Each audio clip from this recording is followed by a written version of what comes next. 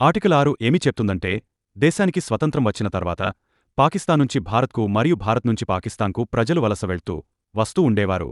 అప్పుడు పాకిస్తాన్ నుండి భారతదేశానికి వచ్చిన వ్యక్తి కొన్ని షరతులు పాటిస్తే భారత పౌరుడిగా మారే అవకాశం కల్పించారు. అది ఏంటి అంటే, ఆ వ్యక్తి లేదా అతని తల్లిదండ్రులు లేదా తాతలు లేదా అమ్మమ్మలు భారతదేశంలో జన్మించి ఉండాలి. వారు భారతదేశానికి వలస వచ్చిన తేదీ బట్టి వారు 19 జులై 1948కి ముందు భారతదేశానికి వచ్చి ఉంటే, వారు వలస వచ్చినప్పటి నుండి భారతదేశంలో నివసిస్తూ ఉంటే స్వయంగా భారత పౌరులుగా పరిగణించబడతారు. వారు 19 జులై 1948న లేదా ఆ తరువాత వచ్చి ఉంటే వారు పౌరసత్వం కోసం దరఖాస్తు చేయాలి. అలా చేయాలంటే ఆ వ్యక్తి కనీసం 6 నెలలు భారతదేశంలో నివసించి ఉండాలి. అప్పుడు భారత ప్రభుత్వం వారిని పౌరులుగా అంగీకరిస్తుంది.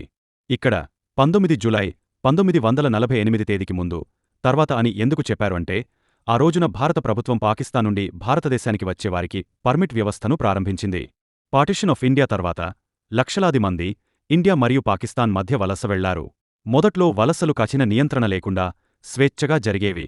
కానీ 19 జులై 1948 నుండి భారత ప్రభుత్వం వలసలను నియంత్రించడానికి పర్మిట్ వ్యవస్థను ప్రారంభించింది.